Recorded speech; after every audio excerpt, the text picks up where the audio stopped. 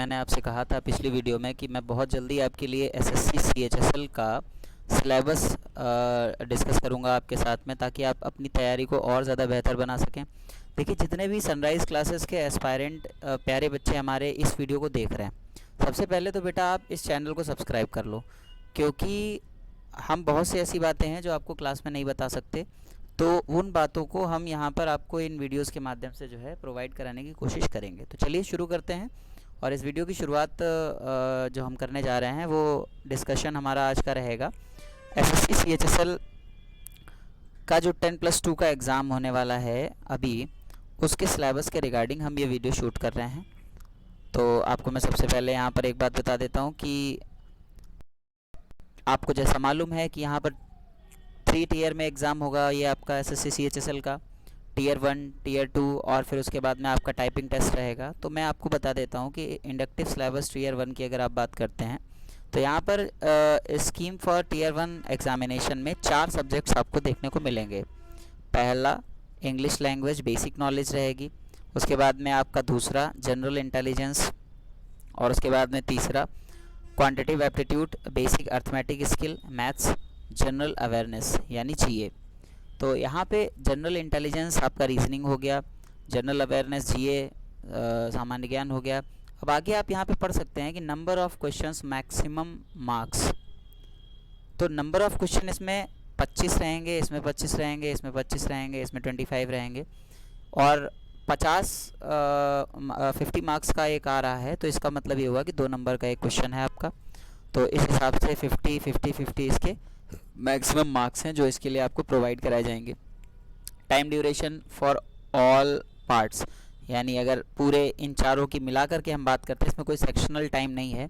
तो sectional time की अगर टाइम की बात करते हैं तो 60 मिनट्स हैं जनरल कैंडिडेट्स के लिए, और 80 minutes for candidates eligible for scribe as per para 8 and 1 ये दिया हुआ है। तो यहाँ पे इसका मतलब ये हो गया कि जो भी पीएच वाले कैंडिडेट हैं उनके लिए 80 मिनट रहेंगे, और नॉर्मल कैंडिडेट के लिए यानी आप सभी के लिए 60 मिनट्स का टाइम जो है यहाँ पर दिया गया है। तो ये आपका स्कीम है जो पेपर रहने वाला है। टीयर 1 की बात कर रहे हैं हम आज की इस वीडियो में। तो यहाँ पर फर्स्ट, सेकेंड, थर्ड, फोर्थ ये 4 सेक्शन को मिल जाएंगे बेटा। इसके बाद में सिलेबस की ओर अगर आप बढ़ेंगे तो सिलेबस की तरफ जब बढ़ते हैं तो यहाँ पे आपको सिलेबस देखने को मिल जाएगा कि क्या क्या आपका सिलेबस जो है यहाँ पे आने वाला है। तो सबसे पहले बात करेंगे इंग्लिश लैंग्वेज की। तो इंग्लिश लैंग्वेज में जैसा आप देख सकते हैं यहाँ पे spot the error, fill in the blanks, synonyms, homonyms, antonyms, spelling, detecting misspelled word, idiom and phrases. देखिए वोकैब का बहुत बड़ा यहाँ पर एक ये पूरा आप यहाँ से यहाँ तक देख सकते हैं पूरा का पूरा वोकैब ही आ रहा है। तो वोकैब आप लोग रेगुलर ज़रूर पढ़ते रहिए। उसके बाद one word substitution, improvement of sentence, active and passive voice, यहाँ से ये क्वेश्चन तो आप बिल्कुल डिडक्ट कर सकते हो अगर आप ध्यान से पढ़ रहे हो तो, ठीक है। Conversation into direct and indirect narration, ये 10th से ही आपको पढ़ाना शुरू कर दिया जाता है, इनफैक्ट 9 से ही। Shuffling of sentences parts, shuffling of sentences in passage, cloze passage, comprehension passage. बहुत ज़्यादा मैं इसको ब्रॉड सिलेबस नहीं कहूँगा, बहुत ही नॉर्मल सा सिलेबस है इंग्लिश का, बट आपको ध्यान देने की ज़रूरत है अपनी वोकैब पे। तो वोकैब के लिए अगर रिकमेंडेशन करेंगे तो कई ऐसी मार्केट में बुक्स हैं जो इस टाइम पे काफ़ी ज़्यादा अच्छी हैं, तो आप उनका प्रेफरेंस ले सकते हैं और वहाँ से पढ़ाई कर सकते हैं। इसके अलावा बेटा आ जाते हैं जनरल इंटेलिजेंस से। देखिए जो बच्चे रीजनिंग की तैयारी कर रहे हैं, अगर आप ये सनराइज़ क्लासेस के ऑफिशियल यूट्यूब चैनल पे देख रहे हो तो रीजनिंग के लिए बिल्कुल परेशान मत होइए, क्योंकि अगर आप सनराइज़ में पढ़ रहे हैं और इस चैनल पे पढ़ रहे हैं तो आपको रीजनिंग के लिए बहुत ज़्यादा परेशान होने की ज़रूरत नहीं है, क्योंकि हम सीएचएसएल के रिगार्डिंग और ऑल वनडे एग्ज़ाम्स के रिगार्डिंग बहुत जल्दी एक प्लेलिस्ट अनाउंस करेंगे। तो इसके एक बार सिलेबस पे नज़र डाल लेते हैं। यहाँ पे आप देखेंगे कि it would include questions of both verbal and non verbal. ये बहुत बेटा ध्यान देने वाली बात है कि इसमें आपका वर्बल भी आएगा और नॉन वर्बल भी आएगा।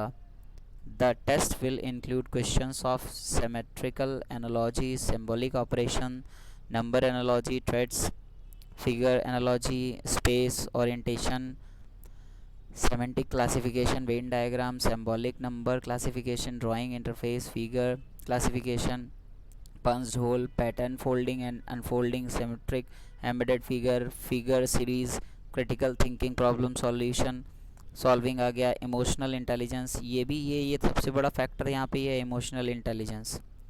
वर्ड बिल्डिंग, सोशल इंटेलिजेंस यहाँ पे आ जाएगा। ये सारे के सारे एनालिटिकल पार्ट इन्होंने नॉन वर्बल में डाल दिए हैं। Coding and decoding, numeral operation and सब टॉपिक्स, मतलब रीजनिंग में सारा ही कुछ पूछ रहे हैं।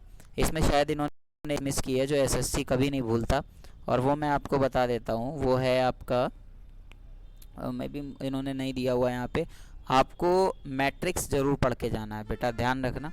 इन्होंने यहाँ पे आपको मैट्रिक्स नहीं दिया है, और एसएससी का पेपर बने और एसएससी के पेपर में मैट्रिक्स ना आए। आपने देखा होगा सवाल आता है उसमें ऐसे करके ब्लॉक्स बने होते हैं, 2 या 1 भी हो सकता है, ठीक है, ऐसे करके ब्लॉक्स बने होते हैं। और यहाँ पे भी आप अगर देखेंगे तो इस तरीके से ब्लॉक्स बने होते हैं यहाँ पे, ठीक है ना। और इनमें वैल्यूज़ दी होती हैं A B C, इस तरीके से वैल्यूज़ दी होती हैं। और फिर आपको नीचे एक क्वेश्चन देता है और उस क्वेश्चन का हमें सॉल्यूशन देना होता है। तो उसको आपको जो है कैसे करना है ये मैं आपको क्लास में भी बताता रहता हूँ। तो चलिए आगे बढ़ते हैं। ये रीजनिंग का सिलेबस हो गया, और रीजनिंग के सिलेबस के बाद में आप आ जाइए क्वांटिटेटिव एप्टीट्यूड पे आएंगे। तो यहाँ पे आपको देखने को मिलता है कि क्वांटिटेटिव एप्टीट्यूड में नंबर सिस्टम आएगा। इसमें क्या क्या है, कंप्यूटेशन ऑफ होल नंबर है, डेसिमल है, फ्रैक्शन है।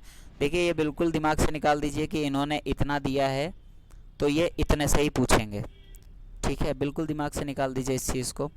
नंबर सिस्टम का मतलब है द कंप्लीट नंबर सिस्टम। बहुत ज़्यादा लेवल मत पढ़ना, नहीं पढ़ना है, लेकिन आपको कुछ भी नहीं छोड़ना है जो नंबर सिस्टम में छूटे।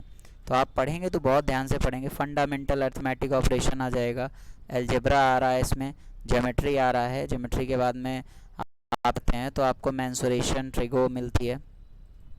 तो बहुत ज़्यादा इसमें परेशान होने वाली बात नहीं है। अगर आप रेगुलर पढ़ रहे हैं तो ये trigonometry, statistic, use of table, graphs and histogram, ये तो एसएससी का बिल्कुल पेट रहता है। तो आपको ये बिल्कुल जो है सोचने की ज़रूरत नहीं है कि एसएससी इसको कभी भी भूलेगा। इसके बाद में आता है बेटा जनरल अवेयरनेस की। अगर आप बात करते हैं तो questions are designed to test the general awareness of the environment around him. यहाँ पे देखिए आपको ये इंडिकेट कर रहा है कि आपको क्या क्या पढ़ना है। आपको एनवायरनमेंट पढ़ना है and its applications to society, उसके प्रभाव क्या हैं एनवायरनमेंट के, और एनवायरनमेंट के प्रभाव के साथ साथ उसके नुकसान क्या क्या हैं। Also design to test the knowledge current events. Current events का मतलब बेटा ये दूसरा मिल गया। पहला आपने देख लिया कि ईवीएस आ रहा है, पढ़ना है एनवायरमेंटल स्टडीज़, और उसके बाद आपको सीए पढ़ना है, करंट अफेयर पढ़ना है, और करंट अफेयर के बाद और आगे बढ़ते हैं तो सच matter of everyday observation and experience. बेटा बहुत ध्यान से ये करंट अफेयर ज़रूर पढ़ डालो, कोई भी करंट की बुक ले लो। There scientific aspect as many be expected as educated person. The test will be included questions relating to India and neighboring countries, especially pertaining to history, culture। देखिए history आ रहा है इसमें, culture, geography, economy, scene, general policy है, और scientific researches. तो बेटा छोड़ा इन्होंने कुछ नहीं है। करंट अफेयर आ रहा है, हिस्ट्री आ रहा है, ज्योग्राफी आ रहा है, इकोनॉमिक्स आ रहा है, पॉलिटी आ रहा है, और छोड़ा इन्होंने साइंस को भी नहीं। यानी मेरे भाई जीएस के पार्ट में ये कुछ भी नहीं छोड़ रहे हैं। आपको जीएस में सब कुछ ही पढ़ना है, तो जीएस का आपको सारा कुछ पढ़ना है। बस इतना ही था। तो टियर 1 का जो भी आपका सिलेबस वो इस वीडियो में मैंने डिस्कस कर दिया आपके साथ। कोशिश करता हूँ कि आपको जो है टियर 2 की भी वीडियोस प्रोवाइड कराई जाएं, जिससे आप आराम से चीज़ों को कर सकते हैं। और सबसे पहली बात मैं आपको ये बता देता हूँ कि अगर आप जो है किसी भी तरह की कोई भी जानकारी चाह रहे हैं और आपको लगता है कि वनडे एग्ज़ाम्स के रिगार्डिंग आप तैयारी करना चाहते हैं, तो आपके सामने यहाँ पे 2 नंबर दिखाई दे रहे हैं। एक ये दिख रहा है 700 करके, और दूसरा जो है अगर आप ऑफलाइन मोड में क्लास करना चाहते हैं फॉर ऑल वनडे एग्ज़ाम्स, तो आपको 2 नंबर यहाँ पे दिखाई दे रहे हैं। इन दोनों में से आप किसी पे भी कॉल कर सकते हो। हमारा एड्रेस है income tax office, Nageta road, Jindpir चौराहा, हरदोई। और इसके अलावा एक और बात बता देते हैं कि आप जानते होंगे कि सनराइज़ क्लासेस के साथ साथ सनराइज़ कंप्यूटर सेंटर भी चल रहा है। तो इस पर अगर आपको कोई भी कोर्स करना है, यहाँ पे आपको सारे कोर्सेज़ मिल जाते हैं।